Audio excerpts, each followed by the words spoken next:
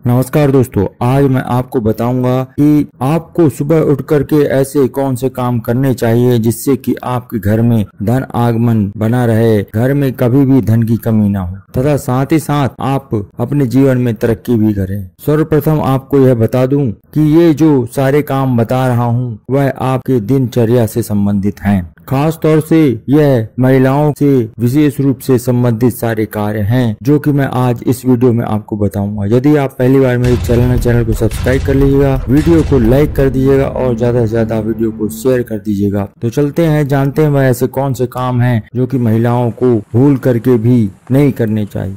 सर्वप्रथम, कभी भी महिलाओं को गुस्सा नहीं करना चाहिए। कोशिश यह करना चाहिए कि वह अपने घर में शांत रूप से रहें।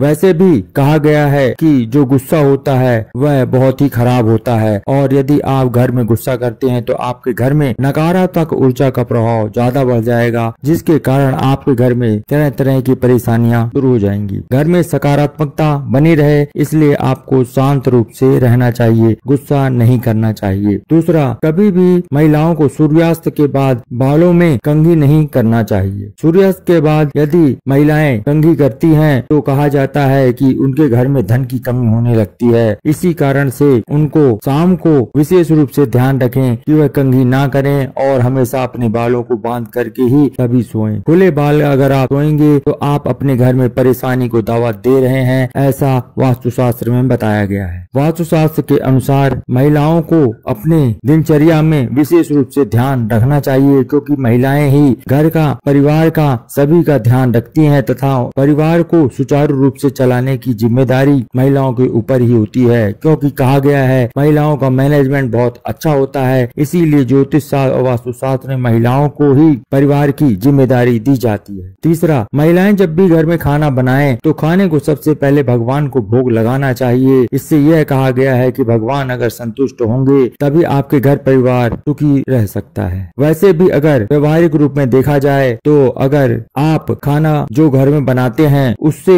अगर कुछ खाना बाहर किसी गरीब को भी खिला देंगे तो वह भी भगवान स्वरूप माना गया है। और अगर आपको कोई नहीं मिलता तो घर पे आप अपने भगवान को भोग अवश्य लगाएं। चौथा, जब भी महिलाएं घर में रोटी बनाएं तो पहली रोटी जो होती है वह अग्निदेव को समर्पित की जाती है। या आपको यह ध्यान रखना है कि जब भी खाना बनाएं तो 3 रोटी आप अवश्य बनाएं। पहली रोटी गाय की, दूसरी कुत्ते की रोटी और तीसरी कौवे की रोटी निकालनी चाहिए। इस तरह से आप यदि रोज करते हैं तो वह दिन दूर नहीं है जब आपके घर में सुख समृद्धि होगी और आपका परिवार सुखी रहेगा। पांचवा, खाना बनाने से पहले महिलाओं को अवश्य नहा लेना चाहिए। बिना नहाए कभी भी खाना नहीं बनाना चाहिए, क्योंकि कहा गया है कि यदि आप शुद्धता से खाने को बनाएंगे तो कोई व्यक्ति घर का बीमार कभी नहीं पड़ेगा और आपके घर में सुख समृद्धि रहेगी। छठवां, महिलाओं को सुबह उठ करके तुलसी की पूजा अवश्य करनी चाहिए तथा तुलसी के पौधे के पास एक दिया भी जरूर जलाना चाहिए। यानी तुलसी की सुबह की वंदना और संध्या वंदन जरूर करना चाहिए। यानी सुबह शाम को आपको तुलसी के पौधे पर एक दीपक अवश्य जलाना चाहिए। सातवां, घर की पूरी तरह सफाई अवश्य करनी चाहिए और महिलाओं को चाहिए कि सुबह जब वह घर की पूरी सफाई कर लें तो उसके बाद वो स्नान अवश्य करें और स्नान करके ही फिर खाना बनाने के लिए रसोई में जाएं।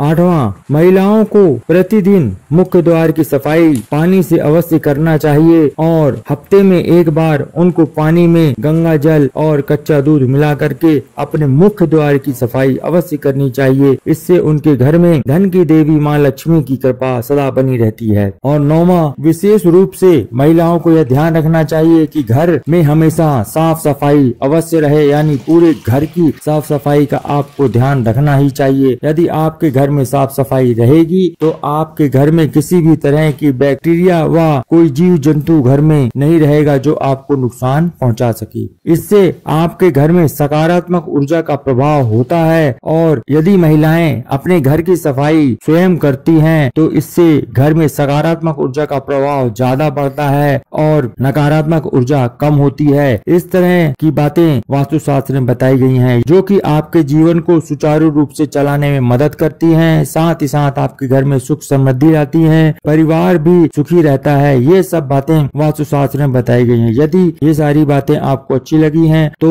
चैनल को सब्सक्राइब कर दीजिएगा, वीडियो को लाइक कर दीजिएगा और ज्यादा से ज्यादा यह वीडियो शेयर कर दीजिएगा। इसी प्रकार की जानकारी मैं अपने इस चैनल में देता रहता हूँ। मिलते हैं फिर एक नई जानकारी के साथ, एक नए वीडियो के साथ। धन्यवाद।